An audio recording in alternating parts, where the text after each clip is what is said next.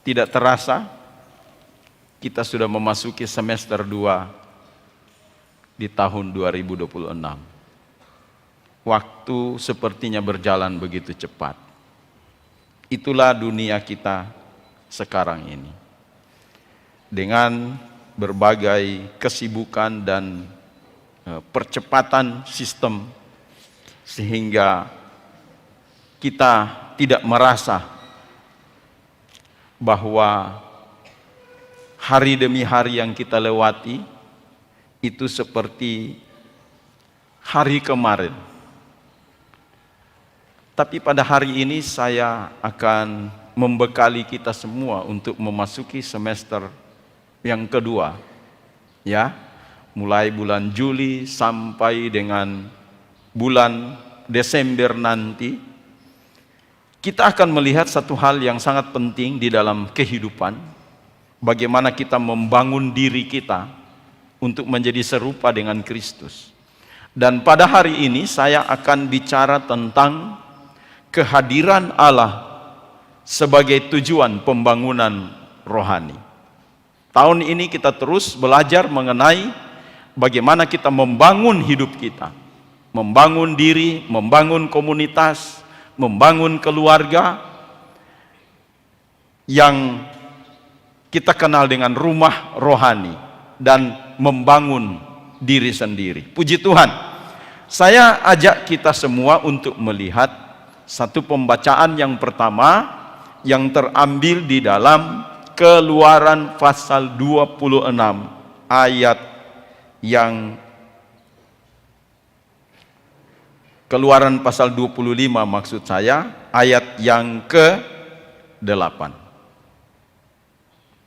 Keluaran pasal 25 ayat yang ke-8. Mari saya jemput kita bangkit berdiri semua dan kita akan membacakan secara bersama-sama ayat ini yang akan memberikan penguatan kepada kita pada hari ini untuk menjalani hari-hari kita semua.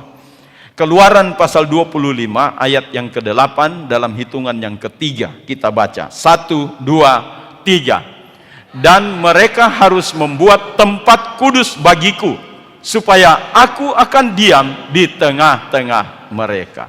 Silakan duduk.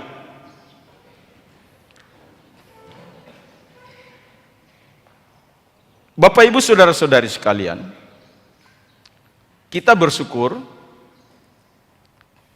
beribadah di sini di tempat yang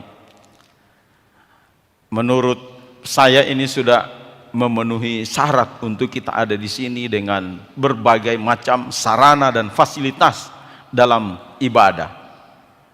Kalau kita menengok seperti di suku-suku terasing, mereka menggunakan alat-alat yang sederhana, gitar, juk, mungkin tamborin dan lain sebagainya untuk menyelenggarakan ibadah. Tapi kita sini sudah cukup representatif kalau kita bicara mengenai tampilan. Tapi tahukah kita bahwa semua sarana yang kita punyai pada hari ini itu adalah merupakan tantangan bagi kita supaya kita lebih melihat kualitas dari satu ibadah. Ya, kalau misalnya orang-orang yang ada di kampung, di suku-suku terasing dengan ibadah yang sederhana, fasilitas sarana yang terbatas, kemudian mereka merasakan hadirat Allah turun di dalam ibadah mereka, dan di sini tidak, mungkin saya mau mengajak kita untuk sama-sama merasa malu dengan hal ini. Karena apa, saudara-saudari sekalian?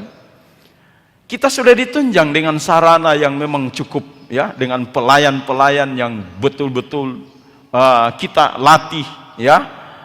Setiap Jumat ada doa puasanya dan lain sebagainya, dan kita mempersiapkan untuk melayani pekerjaan Tuhan pada hari ini.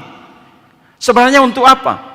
Sebenarnya saya mau menghindari untuk kita memasukkan di dalam otak kita, di dalam kepala kita, dalam hati kita untuk menjadi pelayan Tuhan, atau semua yang kita lakukan setiap hari Minggu itu cuma hanya sekadar entertainment yang bisa menghibur secara sekuler, tapi kita tidak merasakan hadirat Allah turun di dalam satu komunitas. Itu yang sangat penting. Saya akan mengajak kita semua untuk mari, dan jangan sekali-kali kita akan menunjuk kepada orang di sebelah kiri kanan muka belakang kita. Marilah kita bisa mengintrospeksi kehidupan kita masing-masing.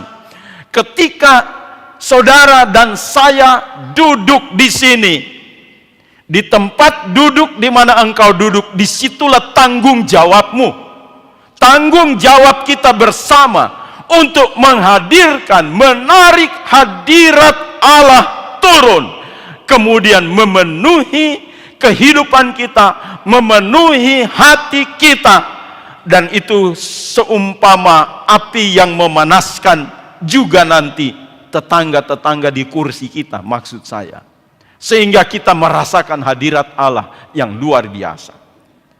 Inilah maksud dari bagaimana Allah memperkenalkan kepada bangsa Israel, umat pilihan Tuhan yang pertama, untuk membangun rumah Tuhan. Dan saya mau memberikan catatan penting, garis bawahi dalam ayat yang baru saja kita baca tadi ini. Dan mereka harus membuat tempat kudus bagiku, supaya aku akan diam di tengah-tengah mereka. Kalau kita lihat ayat ini, pertanyaannya adalah, Allah itu bertujuan untuk hadir di bait suci atau di antara komunitas manusia? Ya, ini kita harus memahami tujuan Tuhan. Ya, Allah hanya khusus berdiam di bait suci atau di antara mereka. Nah, ini kalimat itu, di antara mereka, kita komunitas, sesuatu yang hidup, sesuatu yang bergerak. Artinya apa di sini, saudara? Bahwa kehadiran Allah itu tidak hanya merupakan kehadiran Allah secara letak geografis. Oh, di gereja, gedung gereja El Shaddai Big Family ada api Tuhan yang menyala di situ. Ya, itu kalau kita bicara dengan konteks bait suci. Tapi kalau kita bicara tentang Allah hadir di tengah-tengah mereka, itu bicara tentang manusianya kita. Artinya begini, Allah hadir di sini saat kita memuji dan menyembah Tuhan. Karena Allah hadir di tengah-tengah manusia yang hidup, maka ketika kita keluar dari ruang ibadah ini, gereja ini, pergi ke rumah, Allah juga hadir di rumah kita. Katakan amin. Ini yang benar. Ya, kalau Allah hadir cuma di gedung gereja ini, jangan-jangan ini nanti menjadi tempat keramat bagi kita semua. Ya, sehingga segala sesuatunya harus melalui jalur, ya, secara fisikal. Tapi di sini dikatakan, kenapa bait suci itu dibangun? Supaya Tuhan akan berdiam di tengah-tengah kita. Ini yang benar, saudara. Maka dari itu, saya akan membicarakan tentang bagaimana sejarah manusia, bagaimana sejarah Allah menciptakan kita. Untuk apa tujuan sebetulnya Allah menciptakan kita, Bapak Ibu Saudara-saudari sekalian? Kita harus memahami dan mengerti tentang untuk apa kita ada di dunia ini. Ya. Nah, supaya kita bisa cerdas di dalam firman-Nya, pengetahuan firman-Nya.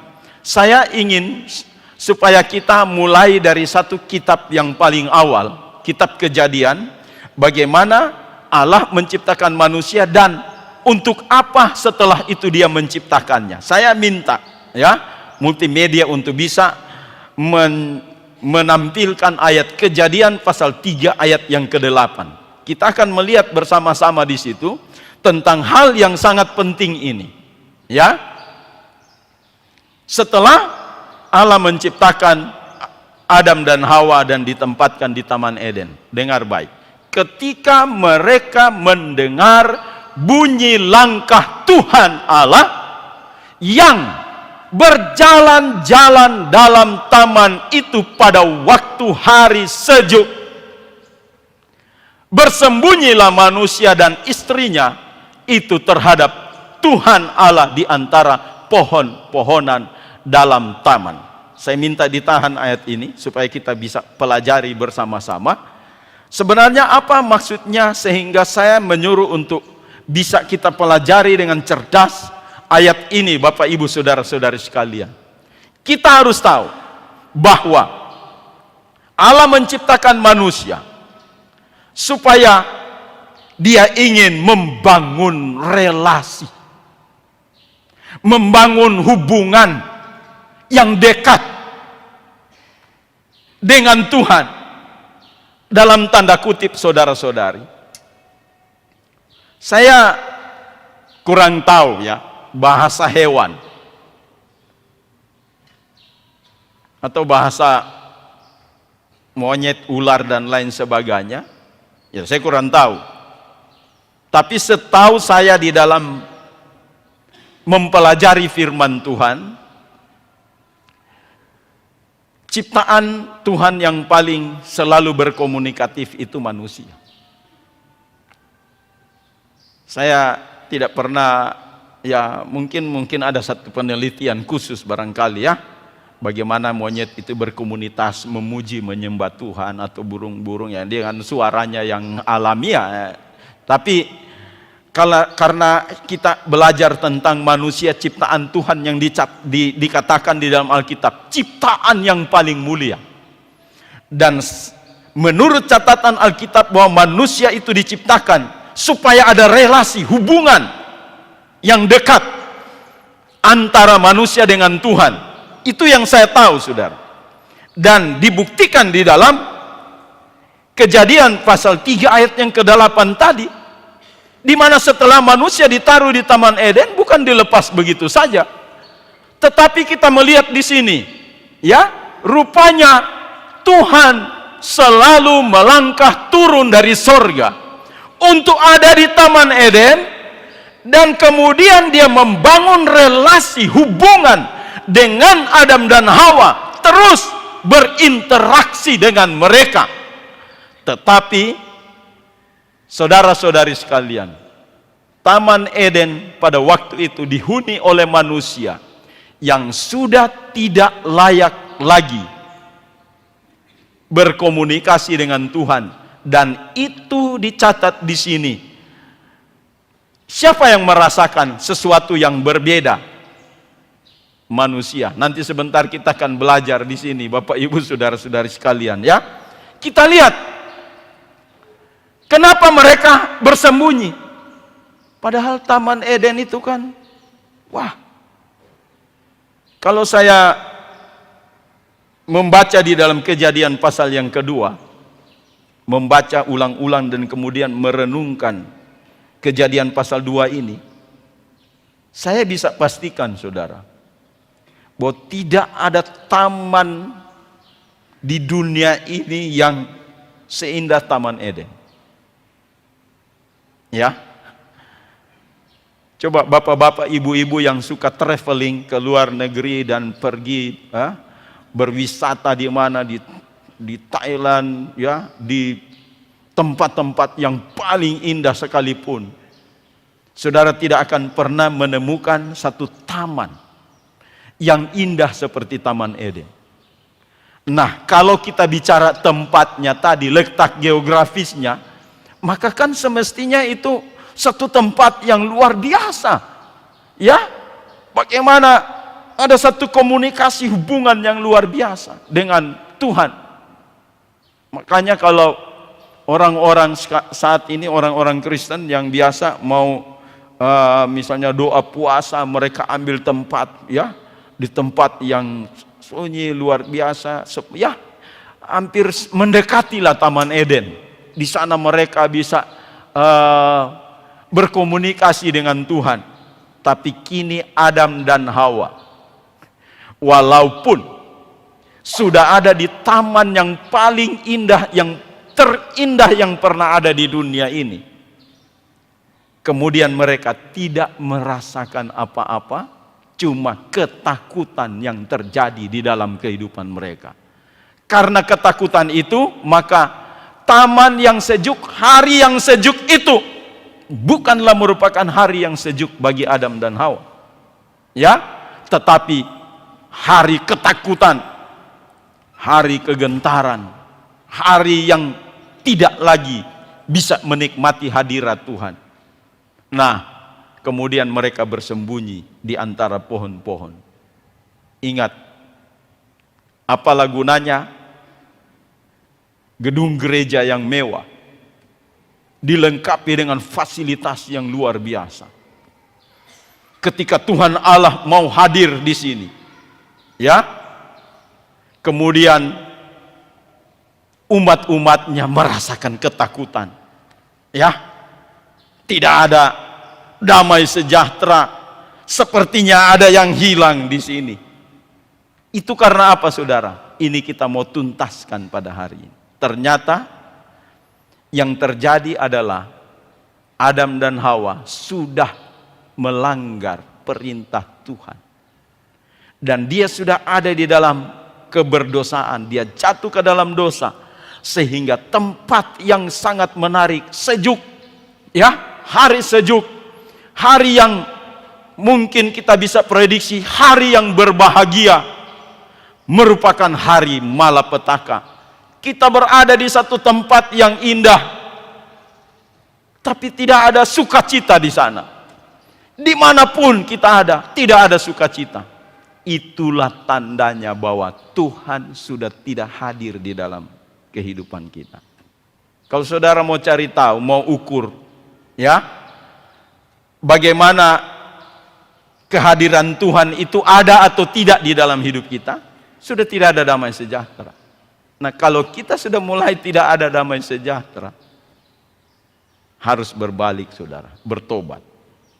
Itu tandanya bahwa kehadiran Tuhan sudah tidak ada di situ. Mari kita mulai mencari. Nah, Allah mau supaya umatnya ini dipulihkan kembali. Jadi mulai dari Taman Eden sudah ada kasus Kain membunuh Habel. Itu sudah bukan budaya sorga lagi itu, ya, budaya neraka, ya. Kain membunuh adiknya Habel. Di Kejadian pasal 6, kejahatan memuncak, tidak tanggung-tanggung lagi mereka melawan terhadap Tuhan. Kemudian dengan kesombongan Nimrod, pada Kejadian pasal yang ke-11, mereka angkuh dan ingin membangun kerajaannya sendiri.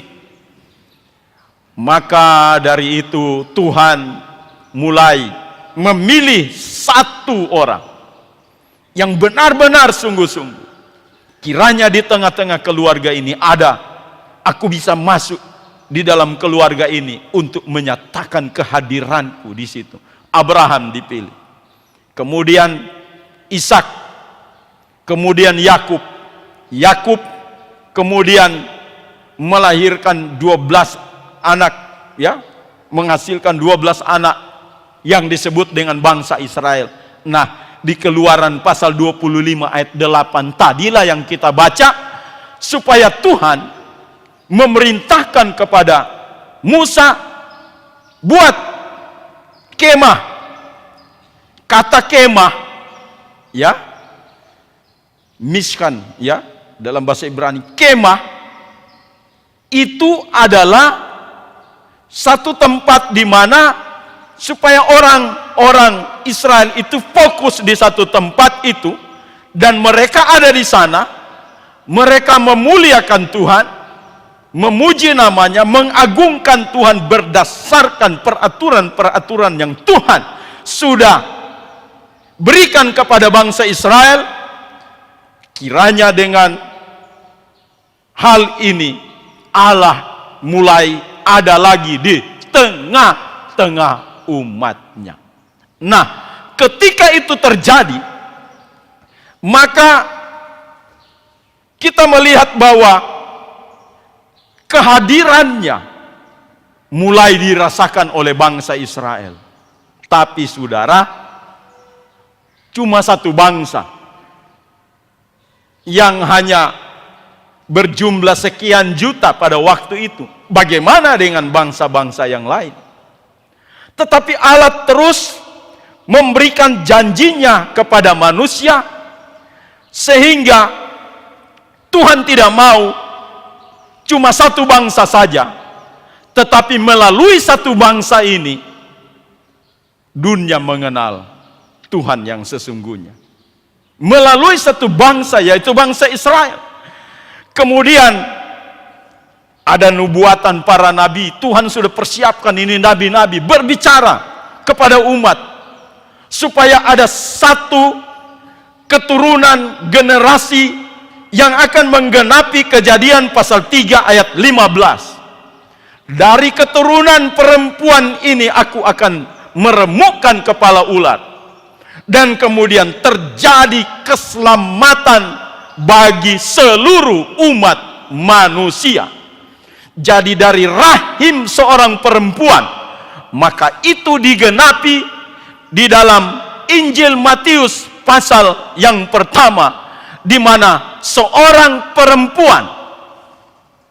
Saya akan menjelaskan sedikit di sini kenapa Kejadian pasal 3 ayat 15 itu menyatakan dari keturunan seorang perempuan. Sebenarnya ini tidak lazim di dalam tradisi penulisan kitab suci. Kalau kita merujuk kepada budaya Timur Tengah, saudara tahu, kalau kita bicara keturunan, itu pasti dari laki-laki.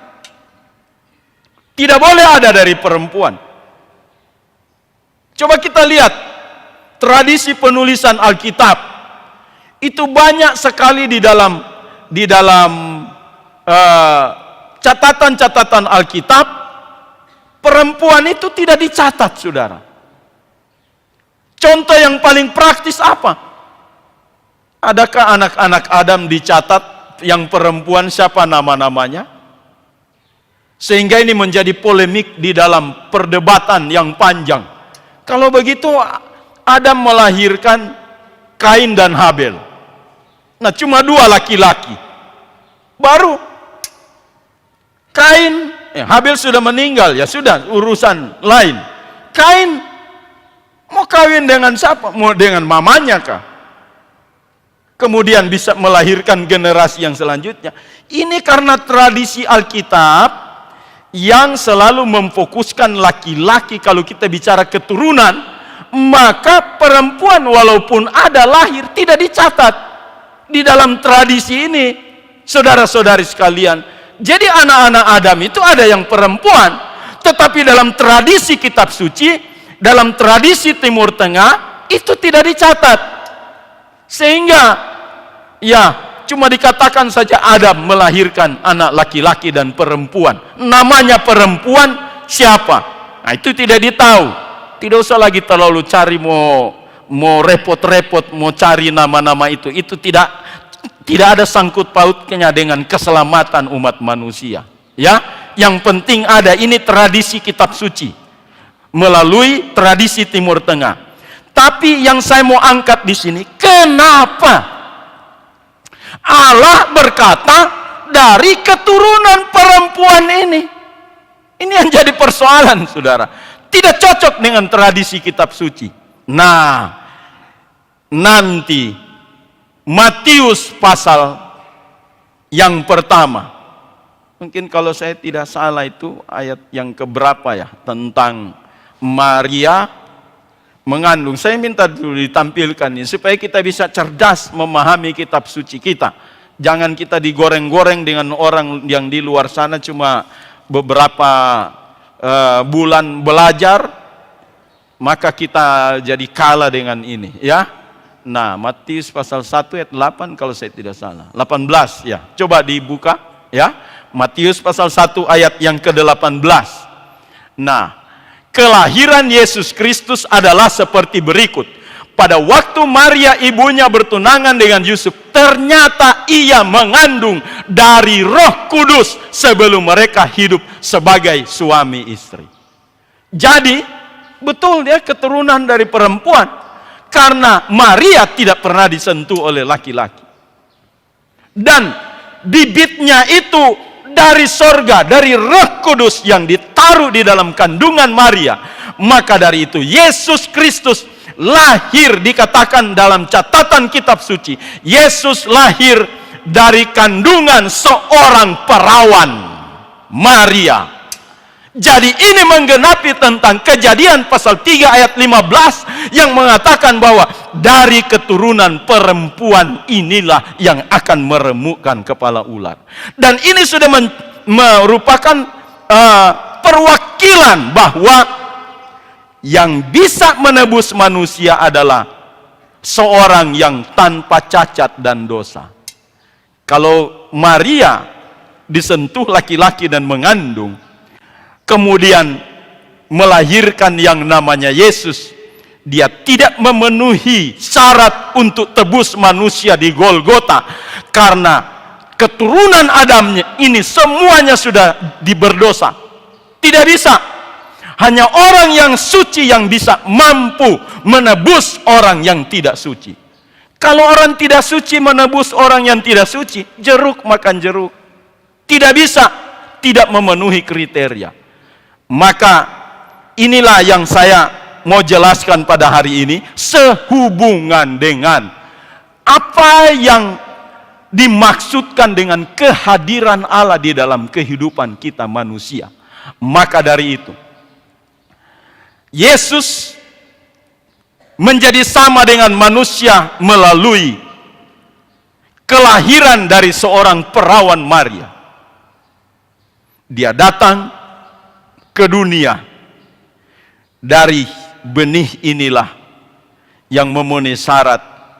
Ya, memang dari keturunan Israel, karena Maria orang Israel, tetapi yang dikandung itu benihnya dari sorga, Allah sendiri yang datang, kemudian lahirlah Yesus.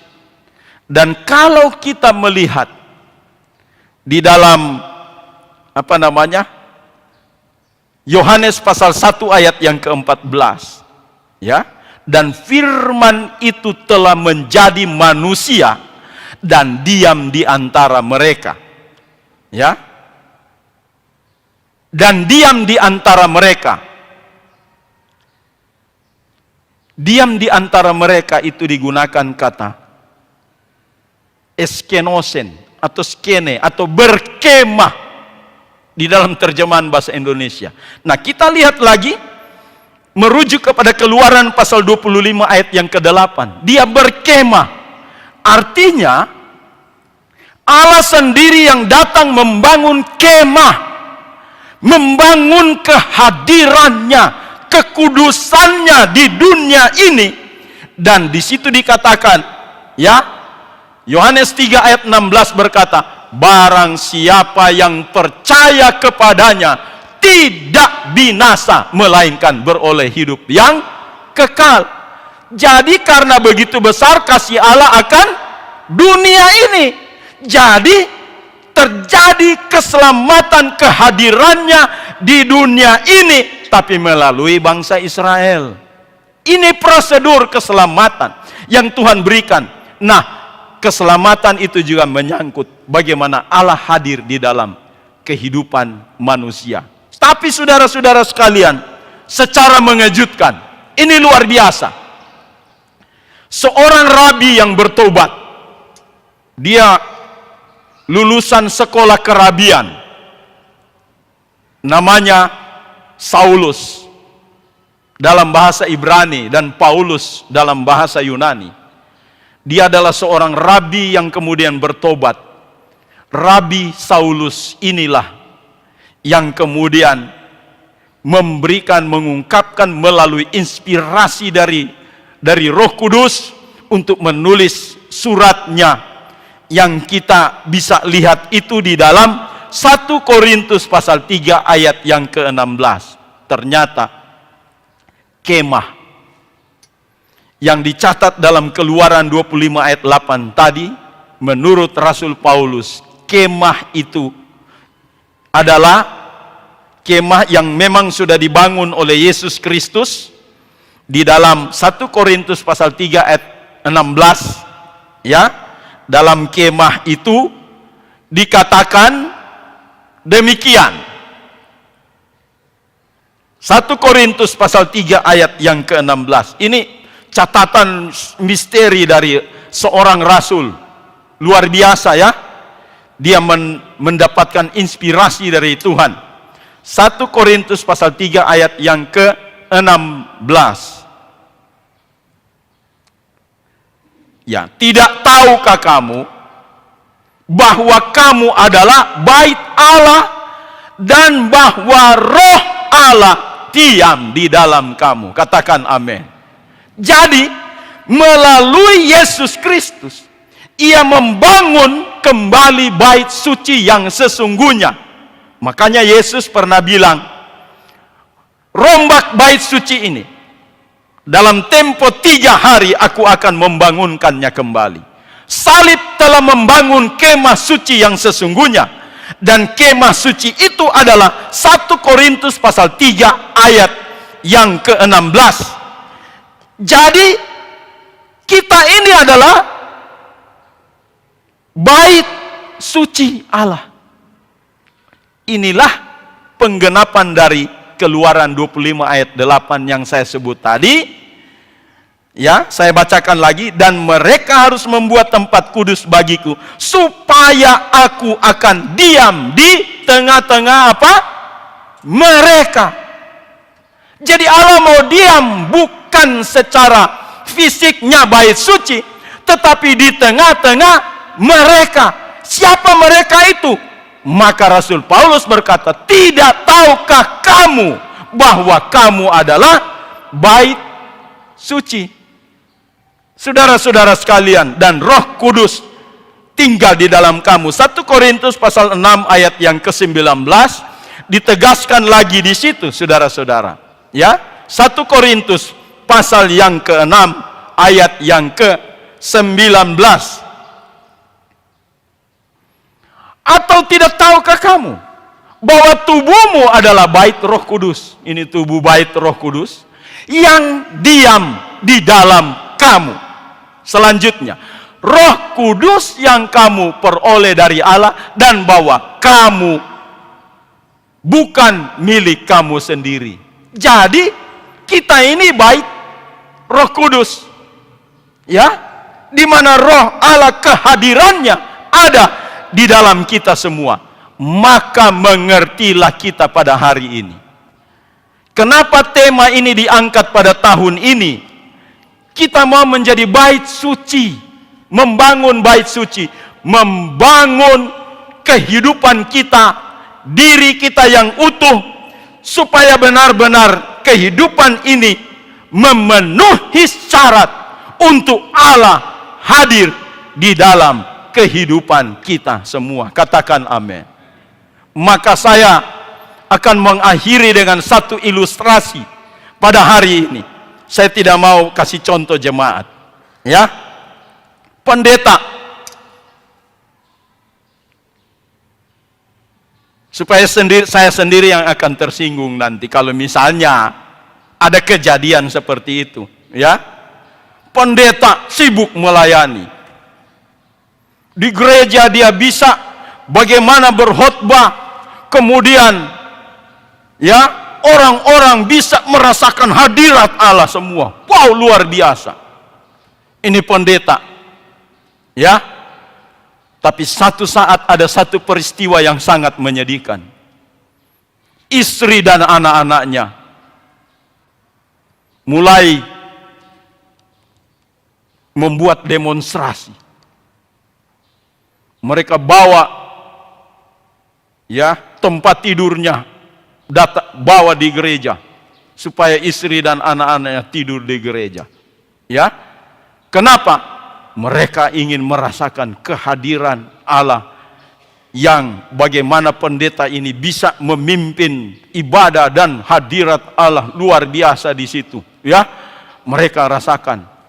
Jadi ini pendeta protes, loh, kenapa kamu bawa tempat tidur di sini, tinggal tempat masak?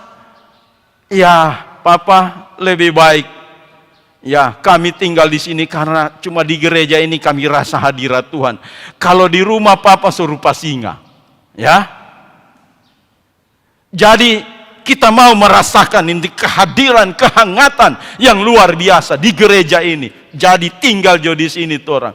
Apa artinya ini, saudara? Jangan sampai kita mengalami kehadiran Allah cuma di gereja ini. Tapi kehadiran Allah harus hadir di rumah kita juga masing-masing. Katakan amin. Haleluya. Bahkan di tempat kerja, di toko, di sekolah, di mana saja, hadirat Allah tetap turun, bertahta di dalam kehidupan kita semua, sehingga kita mengalami sukacita luar biasa 1 kali 24 jam. Kalau cuma di gereja cuma berapa jam, saudara? Lompat-lompat luar biasa. Girang, ada girang besar, ada girang besar. Udara sorga turunlah, angin sorga turunlah, udara sorga. Tapi setelah udaranya sudah tidak ada, di rumah sudah lain, saudara. Ada yang jadi singa, harimau dan lain, ada semua di rumah sana, saudara. Tetapi mari kita tetap, jadi naikkanlah level lagu ini. Mungkin saya minta nanti pelayan altar, mungkin kalau nyanyi itu udara sorga turunlah, naikkan lagi levelnya, budaya sorga turunlah. Katakan amin. Haleluya. Jadi budaya sorga, kebiasaan sorga turun di gereja, di rumah, di mana saja. Tuhan Yesus memberkati kita sekalian. Jalani kehidupan kita di semester 2 tahun 2026 ini dengan sukacita dari sorga. Haleluya, puji Tuhan.